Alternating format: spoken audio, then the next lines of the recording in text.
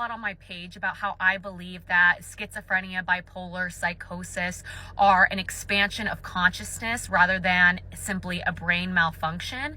And I want to explain what I mean by an expansion of consciousness. So when I say an expansion of consciousness, I do not mean the process of enlightenment. For me, the process of enlightenment is not some destination that we are striving towards, but rather a commitment to truth. So the process of enlightenment is constantly shedding old limiting belief systems, constantly shedding parts of your ego, constantly shedding things that are no longer serving you. The process of enlightenment is also healing trauma. It is a dedication to your spiritual path and learning more about the spirit world. It's about receiving mentorship from people who have been doing this longer than you. The process of enlightenment is proactive. It is not something that just happens, whereas an expansion of consciousness is something that can just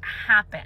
Because an expansion of consciousness just means that you are now able to perceive more of this world than you were able to perceive before. But the problem is that when you have a spontaneous awakening or a schizophrenic awakening, a manic episode or a psychosis, oftentimes you have not healed trauma, and you don't have an understanding of the spirit world. So when you do open that third eye, you are only able to perceive the sort of lower astral plane. And the lower astral plane is filled with trickery. It is filled with beings that are not benevolent. So beings that are going to lead you astray, beings that are going to cause you paranoia, all of these different things. And this is why the schizophrenic looks different than the shaman, because number one, they may not be interacting with the same sorts of beings, and number two, the shaman will be able to tell